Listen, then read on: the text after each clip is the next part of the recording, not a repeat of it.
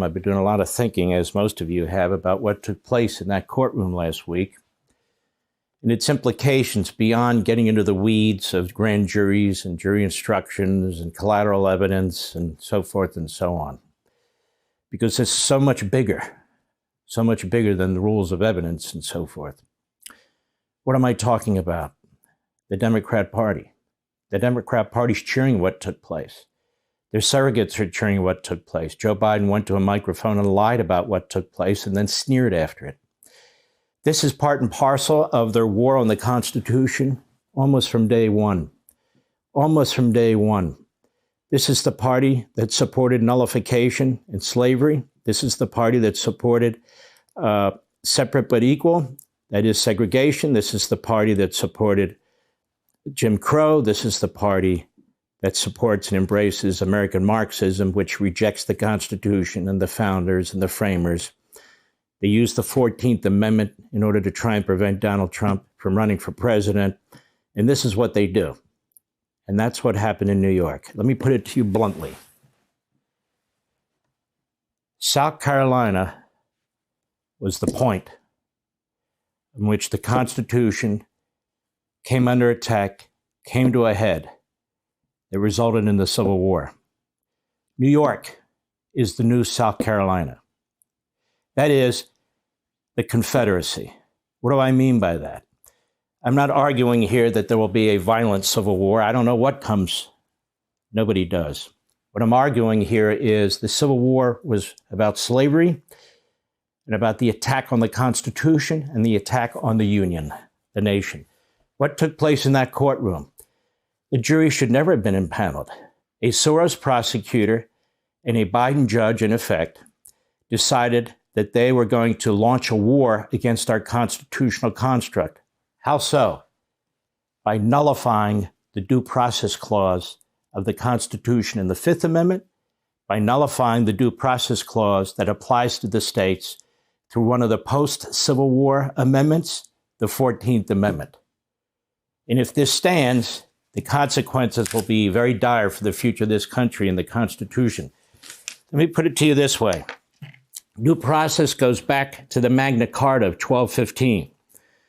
But the phrase itself appears in a statute that was passed in Britain to incorporate the Magna Carta in 1354. And that was during the reign of King Edward III. And so we have this process where we have the Fifth Amendment and the 14th Amendments. And what do they say? With respect to due process and equal protection, they say exactly the same thing. In essence, no one shall be deprived of life, liberty, or property without due process of law. 14th Amendment was adopted by Congress in 1866. Before it was an amendment, they proposed it to the states, which then ratified it in 1868. The Fifth Amendment was added to the Constitution as part of the Bill of Rights in 1791. So this is ingrained now in our country, And what took place in that Manhattan courtroom was the first massive assault on the Union, on due process, on equal protection since the Civil War. Oh, there have been individual cases, but the impact of this, a presidential candidate, a former president, the purpose of which is to influence a national election. We've never seen anything like this. And it has now been resuscitated after we thought the Civil War put the whole idea of nullification to bed. Now, let me go further on this.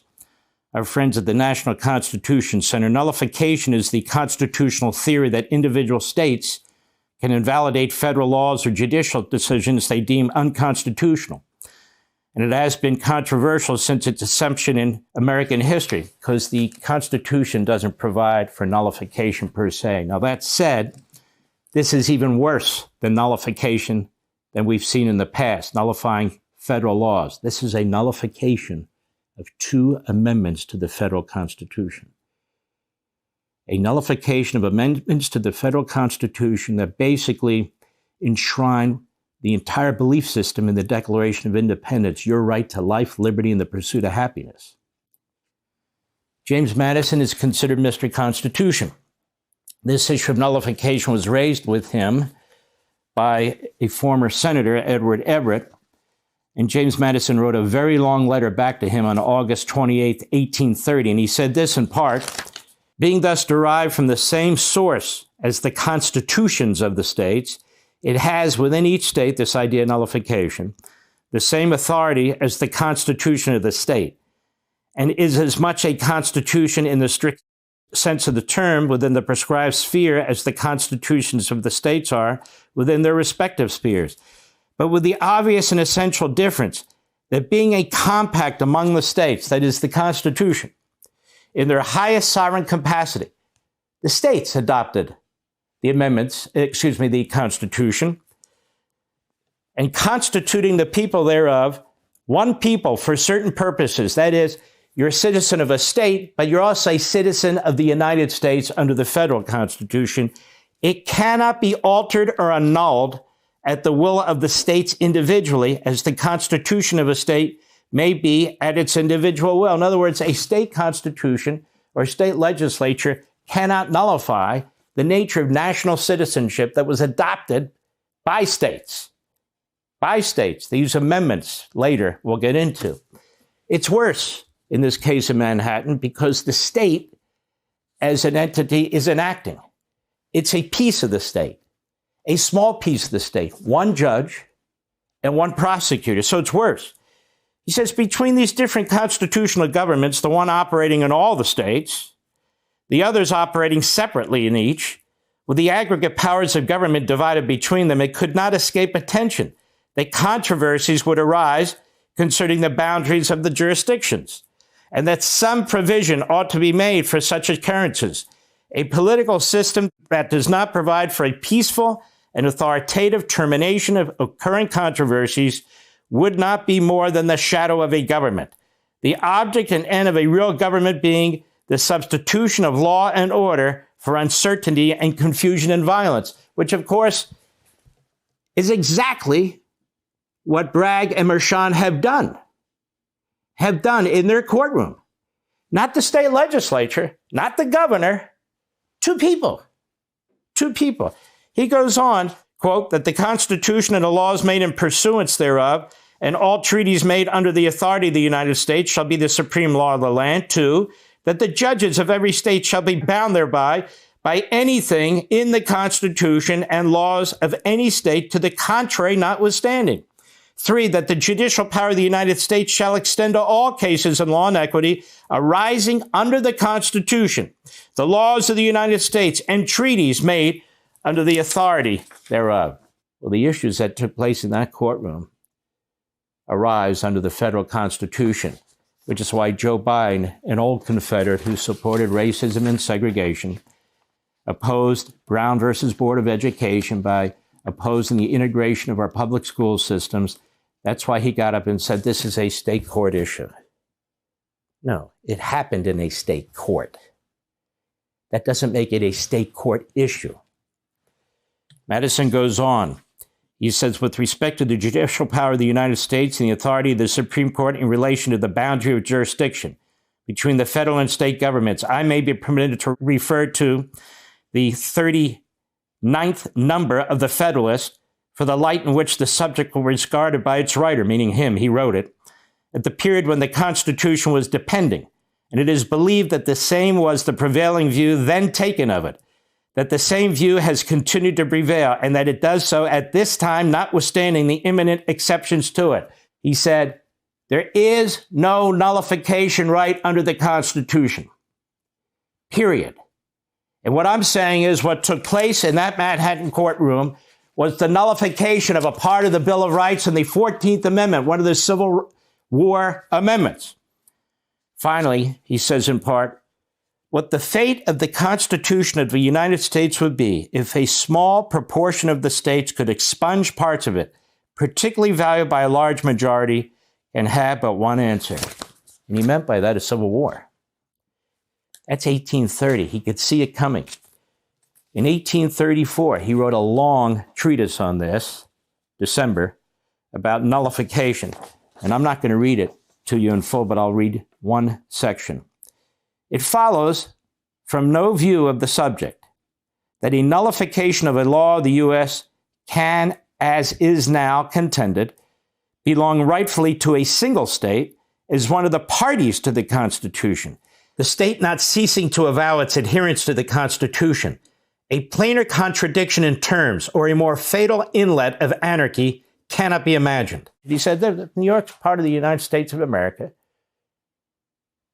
It's signed on to the Constitution. It can't now say, okay, but as far as the due process rights go in modern time, we're going to allow Mr. Bragg and Mr. Mershon to have their way, to basically eviscerate it, to nullify its application in that courtroom to a presidential candidate and a former president.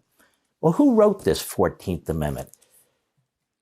Section 1, which is what we're focused on, of the 14th Amendment, the main author was a congressman from Ohio, Republican by the name of John Bingham. And he went to the floor of the House when he was arguing for his amendment. And he said, among other things, this is 1866, the amendment was ratified or adopted in 1868.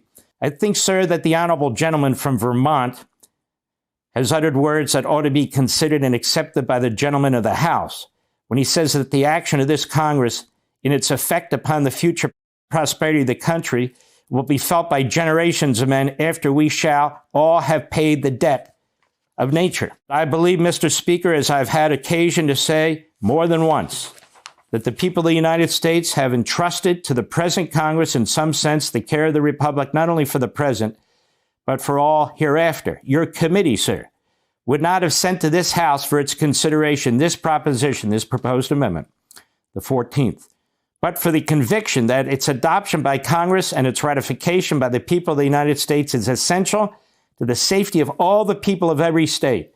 I repel the suggestion made here in the heated debate that the Joint Committee on Reconstruction or any of its members who favor this proposition seek in any form to mar the Constitution of the country or take away from any state any right that belongs to it, or from any citizen of any state any right that belongs to him under the Constitution. The proposition pending before the House is simply a proposition to arm the Congress of the United States by the consent of the people of the United States through the ratification process with the power to enforce the Bill of Rights as it stands in the Constitution today.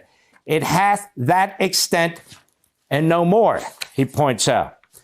He says, gentlemen, admit the force of the provisions of the Bill of Rights, that the citizens of the United States shall be entitled to all privileges and immunities of citizens of the United States and the several states, and that no person, none, shall be deprived of life, liberty, or property without due process of the law.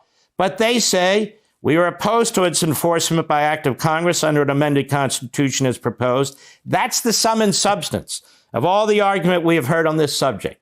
Why are the gentlemen opposed to the enforcement of the Bill of Rights as proposed?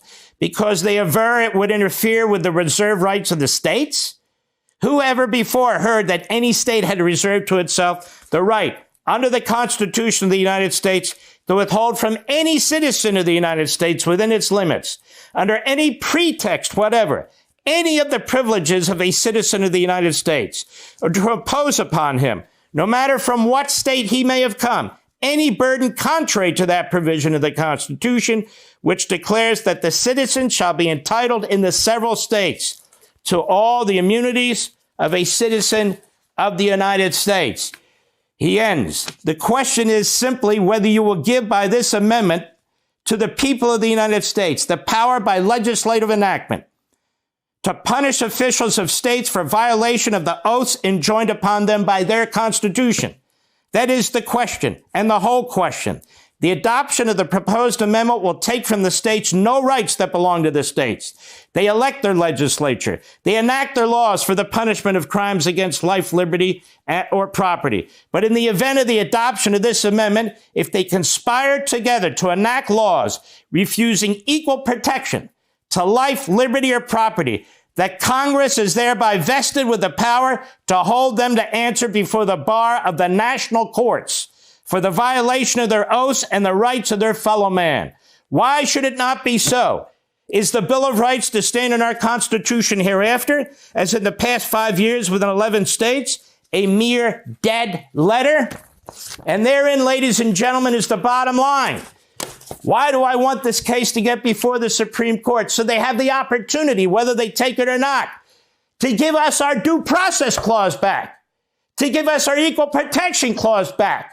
It's not up to a prosecutor and a judge, a rogue prosecutor and a rogue judge, for that matter, to destroy and nullify the due process clause of the 5th and 14th Amendment or the equal protection clause of the 5th and 14th Amendment. And we have the same Democrat Party that rejected the Constitution, the same Democrat Party that fought the due process clause, that fought the equal protection clause, the same Democrat Party that after the Civil War, despite the 5th Amendment, despite the Civil War Amendment, the 14th Amendment, still supported segregation, still supported eugenics, still supported and backed Jim Crow. And nobody's a better figure, illustration of that, than Joe Biden. Now they do it for different reasons, and they do it in a different way. But it doesn't change who they are and what they are. They hate the Constitution, as they must, as they adopt an increasingly aggressive Marxist ideology. And this party is an autocratic party, an autocratic party. It doesn't care how it gets power. What was done to Donald Trump in that courtroom, in addition to everything you heard, is an attempt to nullify the federal Constitution, due process, equal protection. That's what took place. The Democrat Party is the new Confederacy. That's right. It was the old Confederacy. Now it's the new Confederacy. Reverse federalism, where a judge and a prosecutor steal the jurisdictional power of the federal government and all that implies, the Constitution, federal election laws, and these entire processes. That is reverse federalism. That is nullification. That is the new Confederacy. That's what Joe Biden, the old Confederate, and that's what his Marxist supporters now support.